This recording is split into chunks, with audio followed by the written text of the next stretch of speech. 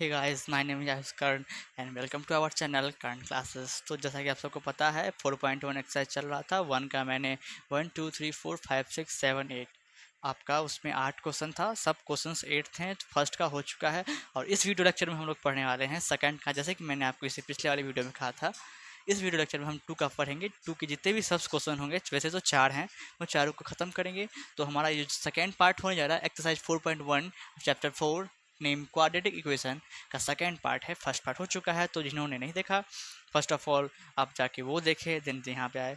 तो बिना किसी देरी के स्टार्ट करते हैं। क्वेश्चन को पढ़ते हैं, पहले क्या लिखा हो फिर समझते हैं, फिर सॉल्व करेंगे। हाँ sir. Represent the following represent the following situations in the form of quadratic equations.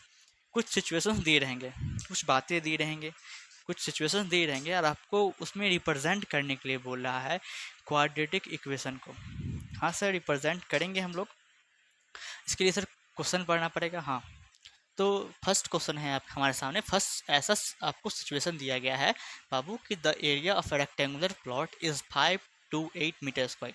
मतलब कि एक रेक्टेंगुलर प्लॉट है, एक एक रेक्टेंगुलर, एक रफ स्केच जो बोलते हैं ना वो ड्रॉ करते हैं। एक रेक्टेंगुलर प्लॉट है जिसका आपको एरिया दिया हुआ है। क्या दिया हुआ है इसका?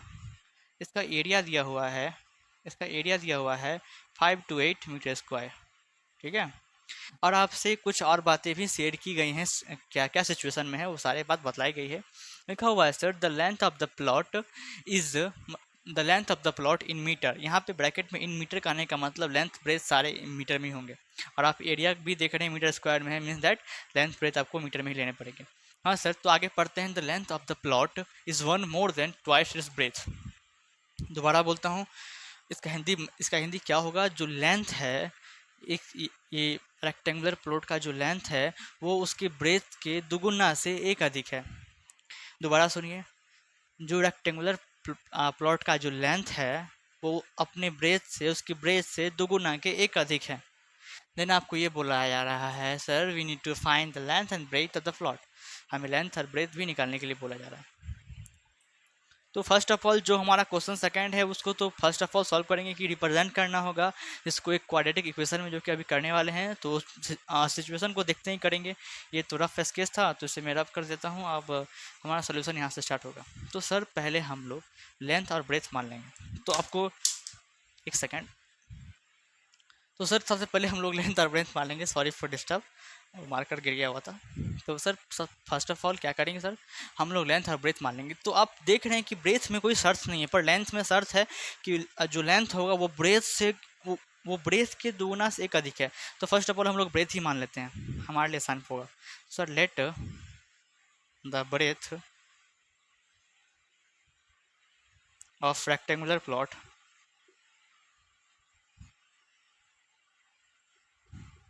सर हम ब्रेथ को एक्स मान लिए, एक्स मीटर। ठीक है, मान लो, कोई दिक्कत नहीं। And the length of rectangular plot. Sir आप लेंथ के बारे में क्या बातें बोली गई थी, अब हम उसको यहाँ अप्लाई कर देंगे। सर जो हमारा लेंथ है ना वो ब्रेथ से दुगुना है। हमारा जो लेंथ है वो ब्रेथ के दुगुना है, मतलब कि 2x। हमारा जो लेंथ है वो ब्रेथ के मतलब कि x के दुगुना है, मतलब कि 2x उससे एक अधिक है। ठीक है ना। लेंथ जो है वो ब्रेथ के दुगुने से एक अधिक है। तो 2x+1 दुगुना हो गया ब्रेथ का, और उससे एक अधिक मतलब +1। आई थिंक आपको बात समझ में आ रही होगी। अब ये आपका लेंथ हो गया, हमारे सामने लेंथ आ गई, ब्रेथ आ गई। और एक चीज़ और इसमें मेंशन किया गया है जो कि area of a rectangular plot है। तो उसकी हेल्प से हम लोग क्वाड्रेटिक इक्वेशन फाइंड कर सकते हैं। आपको पता होगा sir, area of a rectangular plot. Sir rectangular plot या ऐसे बोल सकते हैं रेक्टेंगल का एरिया आपको पता होगा सर। हमने जब छोटे थे हम लोग वो तो हमने पढ़ा था। क्या सर? L into B. ठीक है, इसको L इंटू बी यहाँ मत लिखिए, L इंटू बी नीचे में लिखेंगे। आपको क्या दिया हुआ है वो लिखेंगे यहाँ पे। एरिया ऑफ रेक्टेंगल प्लॉट क्या दिया हुआ है? तो 528 मीटर स्क्वायर, 528 मीटर स्क्वायर। ठीक है। अब sir area of rectangular plot क्या होता है? L into B equals to 528। ठीक है। लेंथ क्या दे रखा है? 2x जोड़ 1 इंटू ब्रेथ क्या दे रखा है? x भाई 528 ही रहेगा, आराम से कुछ नहीं करेंगे इसमें। यहाँ पे इंटू होगा, ये एक्स पहले इससे इंटू होगा, फिर एक्स इससे इंटू होगा, ठीक ना, विथ अ साइन। ये रफ को मैं मिटा दूँ आपको दिखाने के लिए, सब दिखाया जा रहा है बस, और कुछ नहीं। तो एक्स को 2x इंटू करेंगे तो 2x into x, 2x x square plus plus plus x one जा एक्स, 528। हाँ सर, यहाँ तक समझ में आता है, और क्या क्या ही करना ही होगा इसमें सर। 2x स्क्वायर लिखो प्लस एक्स लिख दीजिए, और सर ये 528 प्लस में है, अगर एलएचएस में आएगा तो माइनस में हो जाएगा, इस साइड कुछ नहीं बचेगा तो अंडा बचेगा। तो यही सर हमारा रिक्वायर्ड क्या बोलते हैं क्वाड्रेटिक इक्वेशन है, जो कि हमको बोला गया है सिचुएशन को पढ़ो और क्वाड्रेटिक इक्वेशन निकाल के दो। तो नीचे में साइड में क्योंकि जगह कम है तो मैं यहाँ पर लिख दे रहा हूँ required quadratic equation equals to दे के इसको लिख दीजिएगा, ठीक ना, जो भी आपको यहाँ पे आया है। क्या है sir? 2x square plus x minus 528 equals to 0। Sir यही हमारे पास रिक्वायर्ड क्वाड्रेटिक इक्वेशन बन के आ रहा है सर। तो आप इसमें ये भी बोला जा रहा है कि आप लेंथ और ब्रेथ फाइंड करें। हम इसका हिंदी होगा, यहाँ लिखा हो we need to find the length and breadth of the plot. हमें लेंथ और ब्रेथ निकालने की भी ज़रूरत है। वैसे तो सर आपके एनसीईआरटी बुक में इसका जो सॉल्यूशन दिया हुआ है आपके 4.1 एक्सरसाइज का 2 का फर्स्ट का, वो आपको बस यही इसमें बताया गया है कि इसको रिप्रेजेंट क्वाड्रेटिक इक्वेशन के फॉर्म में कर दो, आपका सॉल्यूशन खत्म हो जाएगा। आपके एनसीईआरटी बुक में भी वही सॉल्यूशन दिया गया है, और ये लेंथ और ब्रेथ निकाल के नहीं दिखाया गया है। तो जितने भी टीचर्स हैं वहीं तक स्टॉप कर देते हैं बस शो करके, ठीक है। आप चाहें, अगर आपके स्कूल में चाहे आप कहीं भी ट्यूशन क्लास करते हो, अगर वहाँ पे बोला जाए कि सर यहाँ तक सही है, तुम बनाए हो सही हो, पर इसमें आगे बोला जा रहा है लेंथ ब्रेथ फाइंड करो, तो यहाँ से सर आप लेंथ ब्रेथ फाइंड कर सकते हो। भले यहाँ पे एनसीईआरटी में ही तक आंसर दिया हुआ है, लेकिन आपसे अगर पूछ ले तो आपके पास सर 2 मेथड हैं। फर्स्ट तो quadratic equation, second factorisation.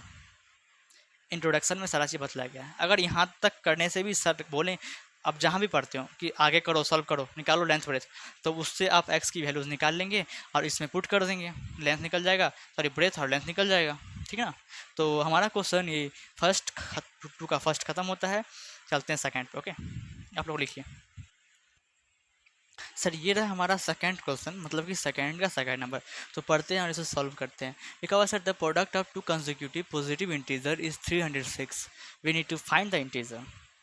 First of all sir आपको इसमें बोला जा रहा है कि हमें सर 2 कंसेक्यूटिव पॉजिटिव इंटीजर का प्रोडक्ट दिया हुआ है 306, और हमें सर वो बोला जा रहा है कि वो पॉजिटिव इंटीजर क्या है, वो कंसेक्यूटिव पॉजिटिव इंटीजर क्या, उसे फाइंड करने के लिए। तो सबसे पहले आपको ये मैं बता दूं कि सर कंसेक्यूटिव पॉजिटिव इंटीजर क्या होते हैं। Consecutive positive integer, positive integer या बोल सकते हैं कंसेक्यूटिव नंबर क्या है। तो आप कंसेक्यूटिव नंबर, आपसे कोई भी कहे कि आप कंसेक्यूटिव नंबर के एग्जांपल दो, तो कंसेक्यूटिव नंबर्स का मतलब होता है लगातार आने वाली संख्या, और क्योंकि इसमें पॉजिटिव इंटीजर लगा दिया गया है तो आप प्लस में ही सारे के सारे नंबर लेंगे। मतलब कहने का, जैसे कि आपको कोई एग्जांपल बोले सर कंसेक्यूटिव पॉजिटिव इंटीजर का एग्जांपल दो, जैसे कि 6, 7, 8, 9, 10, सर लगातार आने वाली संख्या ही कंसेक्यूटिव पॉजिटिव नंबर्स हैं, या कंसेक्यूटिव नंबर्स बोल लीजिए। या जैसे कि आपको 106, तो 107, 108, 109, आप कहीं से भी स्टार्ट करें, आपको लाइन से ही चलना पड़ेगा, ठीक ना, एक एक आपको ऐड करते चलना पड़ेगा। तो आप ये देखिए कि इसमें क्या कॉमन है सर 6 में। हाँ सर 6, 7 बन गया कैसे, क्योंकि 6 में हमने 1 जोड़ दिया इसीलिए। सर 7 से 8 बन जा रहा है क्योंकि 7 में हमने 1 जोड़ दिया। सर 8 से 9 बन रहा है क्योंकि हमने 8 में 1 जोड़ दिया। और सर 9 से 10 बन जा रहा है क्योंकि हमने 9 में 1 जोड़ दिया। मतलब कि आप देख रहे हो सब में 1 प्लस है, +1 +1 +1 +1, सब में +1 होते जा रहा है, तब आगे वाला कंसेक्यूटिव नंबर हमारे पास आते जा रहा है।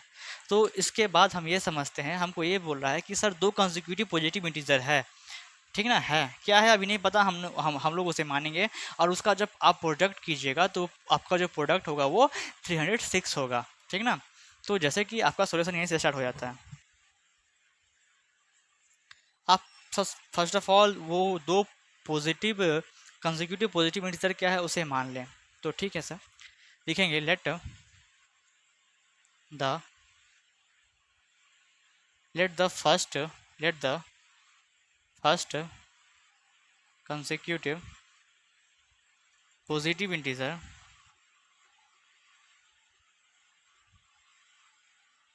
सर फर्स्ट कंसेक्यूटिव इंटीजर अगर x है, कोई नंबर है मान लेते हैं x है, तो सर दूसरा क्या होगा, and the second consecutive positive integer क्या होगा सर, अगर फर्स्ट कंसेक्यूटिव इंटीजर x है तो उसका उसके तुरंत आने वाला क्या होगा x01, जैसा कि मैंने आपको कहा था, जैसे 6 7 8 9 10 मैंने कहा था।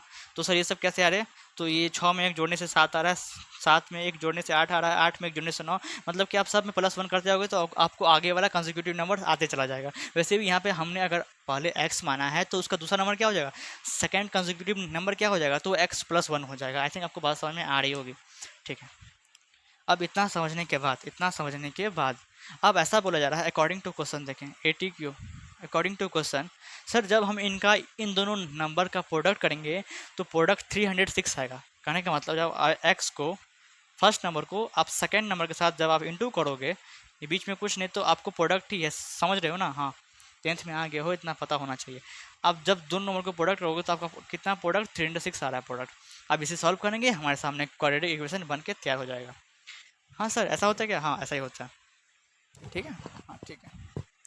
तो क्या लिखा हुआ है सर, इसको हम लोग इंटू करेंगे तो x x x x square, फिर यहाँ साइन प्लस है, फर्स्ट ऑफ ऑल प्लस कभी भी दिखता नहीं है, इनविजिबल होता है, लेकिन होता है सर, ठीक है हाँ सर।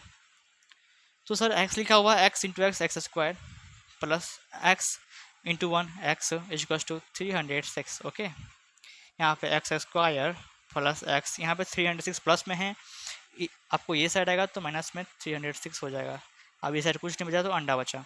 तो सर यही हमारा क्या होगा, रिक्वायर्ड, आप लिख सकते हो नीचे में रिक्वायर्ड क्वाड्रेटिक इक्वेशन। सर क्या है वो, तो वो ये है एक्स स्क्वायर जोड़ x minus 306 equal to 0। Sir यही है हमारा required quadratic equation. I think आपको बात समझ में आ रही है। तो सर हमें इसमें भी सारे इसमें 2 नंबर में जितने भी क्वेश्चन आएंगे सब में आपको रिप्रेजेंट करना ही है क्वाड्रेटिक इक्वेशन को। और आपके एनसीईआरटी बुक में सॉल्यूशन में भी बस इसकी क्वाड्रेटिक इक्वेशन को रिप्रेजेंट कैसे करते हैं उसी का सॉल्यूशन दिया गया है। और इसका सॉल्यूशन नहीं दिया गया, इसमें फाइंड करने के लिए बोल रहा है वो दोनों इंटीजर कौन कौन है, आप फाइंड कर सकते हैं, लेकिन एनसीईआरटी बुक में आंसर नहीं दिया हुआ। इसी पिछले वाले क्वेश्चन में मैंने आपको कहा था यहाँ तक भी कर दोगे तो आपको सही होगा, ठीक ना, कोई गलत नहीं करेगा आपका। अगर आपको फाइंड करना है इंटीजर तो आपके पास 2 मेथड हैं, आप उसे फाइंड कर सकते हैं। सर हमारा सेकंड खत्म होता है, चलते हैं थर्ड पे। सर ये रहा हमारा थर्ड क्वेश्चन, मीन्स दैट 2 का थर्ड पार्ट। इसमें बोला जा रहा है सर कि Rohan's mother is 26 year older than him, the product of their ages in years 3 years from now is 360, we would like to find the Rohan percentage. Sir इसमें ऐसा बोला जा रहा है कि रोहन की जो माँ है, रोहन्स मदर, वो सर 26 साल बड़ी हैं रोहन से। रोहन की जो माँ है वो रोहन से 26 साल बड़ी है। अब ऐसा है कि 3 साल बाद, सर 3 साल बाद कहाँ से, तो प्रेजेंट एज जितना भी है दोनों का उससे 3 साल बाद जो प्रोडक्ट है दोनों की एजेस का वो 360 है। मैं दोबारा रिपीट कर दूं कि रोहन की माँ का एज 26, रोहन की जो माँ है वो रोहन से 26 साल बड़ी हैं। और 3 साल बाद, मतलब कि 3 साल जितना भी उसका प्रेजेंट होगा उससे 3 साल बाद उन दोनों का जो एज है उसका प्रोडक्ट करिएगा आप तो 360 आपको मिलेगा। तो हम लोगों को रोहन की प्रेजेंट एज निकालनी है, we to find the present age of Rohan. वैसे तो बहरहाल आपको बस शो ही करना है क्वाड्रेटिक इक्वेशन, तो इसको शो करते हैं। तो सोल्यूशन स्टार्ट होता है यहाँ से। तो सर हमको जो निकालना रहता है वही मानते हैं, आप ये बात मानते हैं कि नहीं मानते हैं, हम मानते हैं। तो सर हम लोग मान लेंगे let the present age of Rohan. Sir Rohan जब x ईयर्स का है, रोहन जब x ईयर्स का है और हमें ये पता है, and the present age of Rohan's mother. अब इसमें ऐसा बोला गया है कि सर जो रोहन की माँ है, जो रोहन की माँ है, रोहन से रोहन से 26 साल बड़ी हैं, मतलब कि रोहन का एज एक्स उससे 26 साल बड़ी, मतलब एक्स प्लस 26, ये उनकी माँ का एज हुआ। आई थिंक बात समझ में आपको आ रही है। अब इसमें ये कहा जा रहा है, अभी की बात नहीं हो रही यहाँ पे, प्रेजेंट एज की बात नहीं हो रही, यहाँ बात हो रही कि जो उसका प्रेजेंट एज है उससे 3 साल बाद। तो यहाँ पे लिखेंगे हम लोग आफ्टर 3 इयर्स, 3 साल बाद की बात है। हाँ ठीक है सर, 3 साल बाद की बात है। रोहन एज,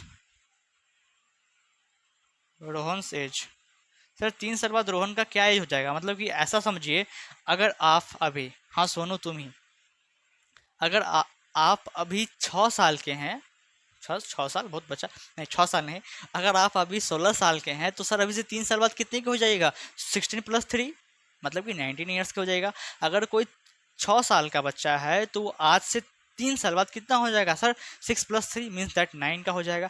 वैसे ही अगर रोहन का प्रेजेंट एज एक्स है तो अभी से उसका प्रेजेंट एज से 3 साल बाद वो कितने ईयर्स का हो जाएगा, तो x + 3 ईयर्स का हो जाएगा। आई थिंक बात समझ में आती है। और सब जब रोहन का जीतना है तो रोहन की माँ का भी निकाल लेते हैं, रोहन्स मदर एज। हाँ रोहन की माँ कितने साल की थी, x + 26 साल की तो थी ही। अब 3 साल बाद की बात हो रही है तो इसमें भी 3 साल जुड़ जाएगा, जब इसमें जुड़ा तो इसमें भी जुड़ेगा। ठीक है, इतना ईयर्स मान लेते हैं।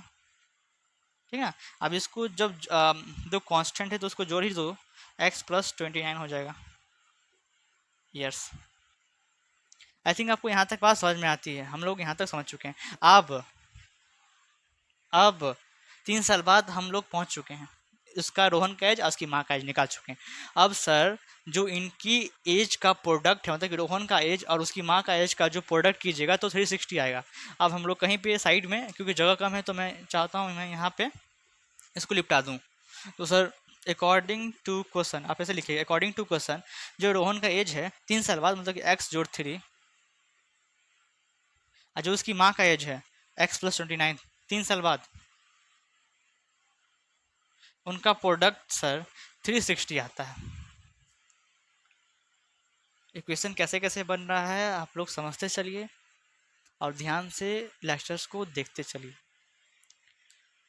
लेक्चर देखते वक्त अपने घर का कोई कोना पकड़ ले, कोना पकड़ ले का कहने का मतलब कोई टेबल पे जाके साइड में जाके बैठें, जिस रूम में टीवी ना चले, जिस रूम में हल्ला गुल्ला शोर शराबा ना हो, वहाँ देख के लेक्चर आराम से देखें और नोट्स बनाएं, नोट्स रिविज़न करें, क्वेश्चन लगाएं।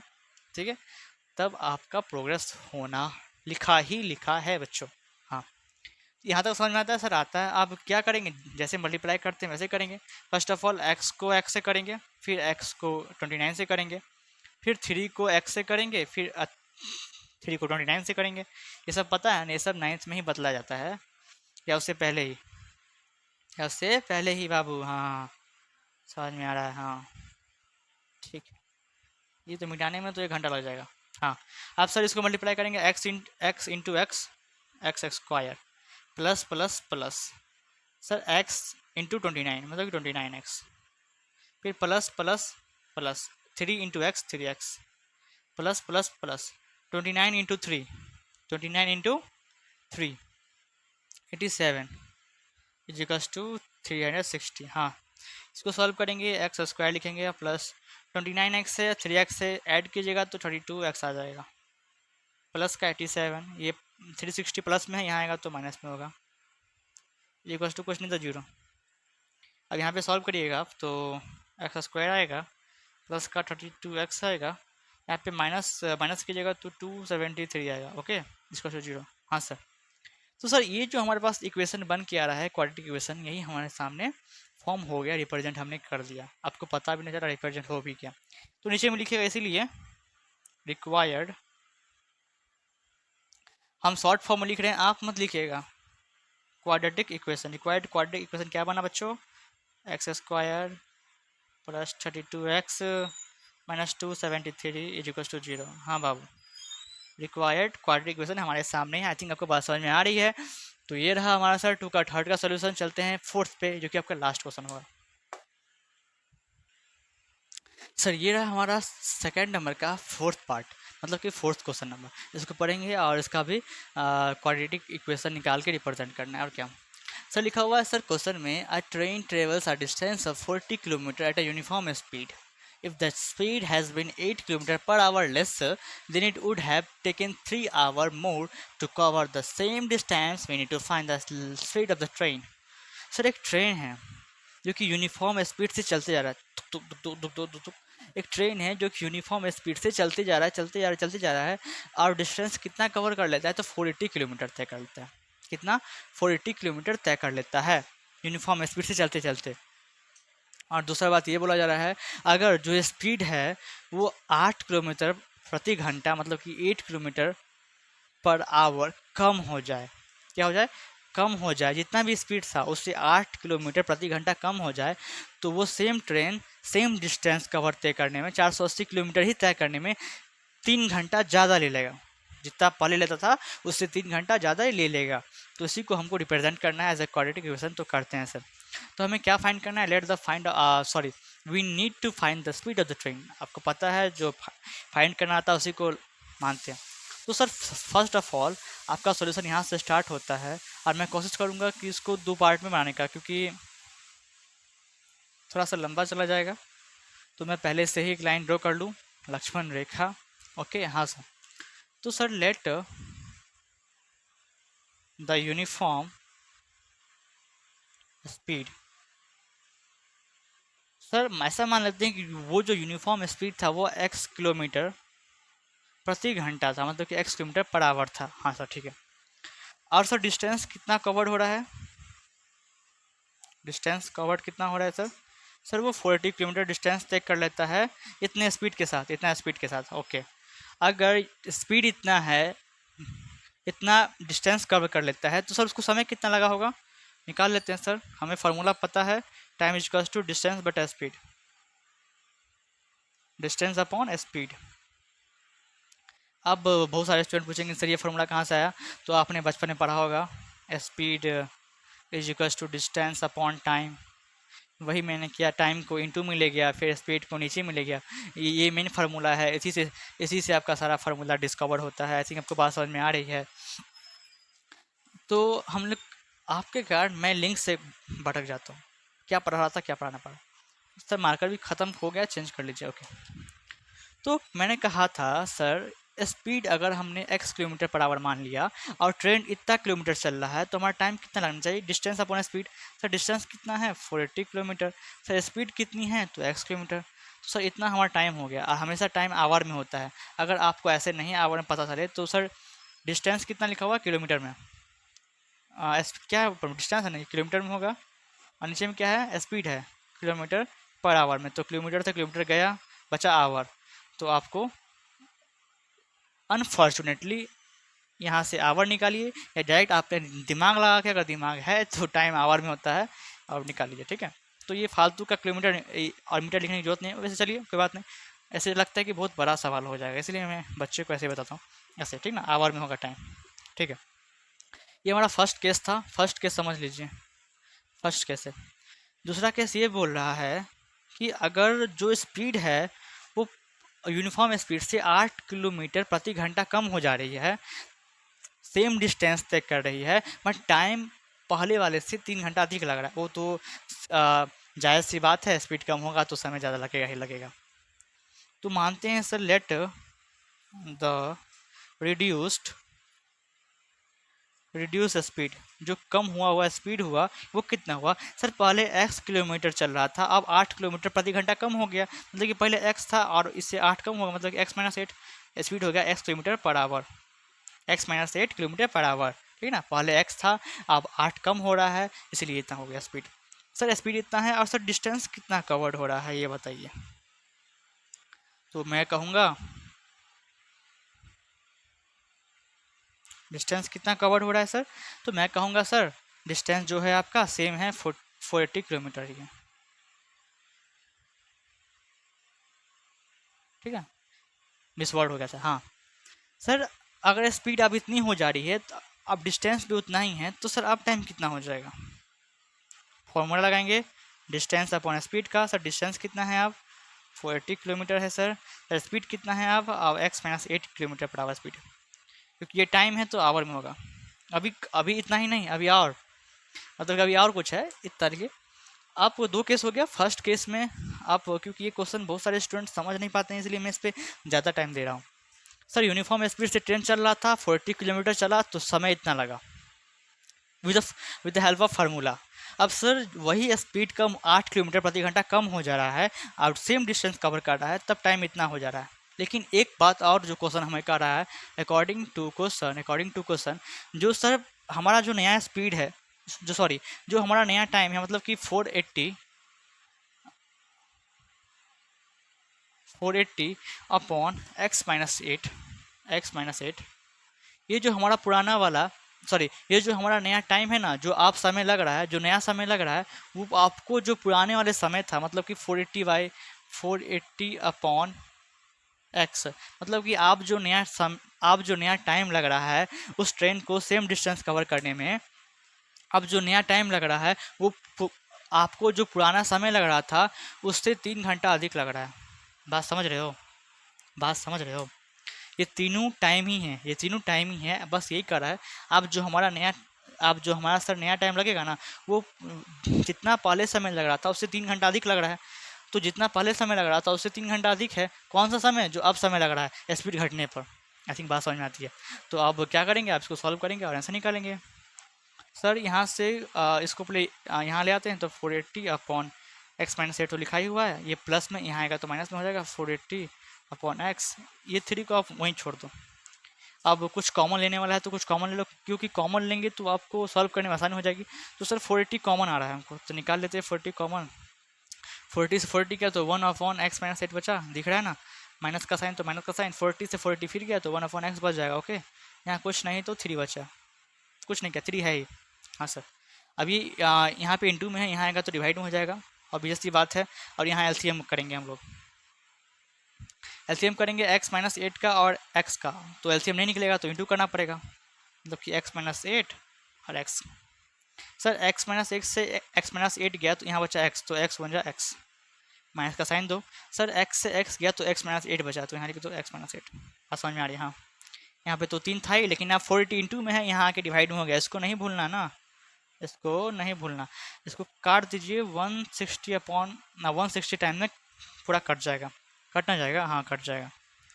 अब आगे सॉल्व करेंगे हम लोग, एक्स को एक्स लिखेंगे, माइनस यहाँ कुछ साइन है तो प्लस का साइन है, तो सर माइनस प्लस माइनस होगा, एक्स सर माइनस माइनस फिर प्लस हो जाएगा 8 अपॉन, अब इसको भी इंटू करके आप लिख ही दीजिए, अच्छा रहेगा। सर एक्स से एक्स में इंटू होगा तो x square, sir plus minus minus sign होगा, और एक्स अब इंटू होगा तो 8x हो जाएगा। ओके सर, ये प्लस का एक्स है, ये माइनस का एक्स कैंसिल हो जाएगा, इसको 160 लिख लो पहले। हाँ, अब क्या बच गया, सो देखो अब क्या कर दो, क्रॉस मल्टीप्लाई कर दो। यहाँ पे ऊपर में 8 बचा बस और नीचे में ये बचा, तो इसको पहले इंटू कर लेते हैं, सही है ना जी। अच्छा नीचे में 160 है, अब मैं ही वही बोलूँ कि गड़बड़ा कर रहा है, नीचे में 160 है तो इसको ऐसे, हाँ आप क्रॉस मल्टीप्लाई कर लेते हैं इसको इससे, तो एक्स स्क्वायर माइनस 8x तो है ही, आप इसको इंटू करेंगे तो 168 ज़ा 1280। हाँ सर, आई थिंक आपको यहाँ तक दिख ही रहा होगा, कहाँ तक दिख रहा है, एक मिनट में चेक कर लूँ, आपको सर दिख रहा है, ठीक है ना, मैंने अभी चेक किया है। तो सर नीचे में क्या करिए, आप ये प्लस में इसको यहाँ पे माइनस में ले आइए, x square minus 8x minus 1280, उधर कुछ नहीं होता तो 0, क्योंकि साइड में जगह कम है तो आप यहाँ पे लिख लीजिएगा आप, क्योंकि मैं ऐसे ही बोल दे रहा हूँ मुँह से, यही आपका रिक्वायर्ड क्वाड्रेटिक इक्वेशन हो जाएगा। तो नीचे में एक पॉइंट देख के लिखिए तुरंत मेरे सामने, रिक्वायर्ड इक्वेशन क्वाड्रेटिक इक्वेशन, ये तो यही सर हमारा रिक्वायर्ड क्वाड्रेटिक इक्वेशन हो जाएगा। तो आई थिंक आपको बात समझ में आ रही है, मेन था सर ये क्वेश्चन क्या बोल रहा है वो समझना सबसे मेन था, जो कि आपने समझ लिया है। तो उसी के साथ ये जो हमारा 4.1 एक्सरसाइज है वो पूरी तरीके से कंप्लीट हो चुका है। तो सर नोट्स बनाते रहें और रिवीजन करते रहें। तो इसी के साथ take care and bye bye.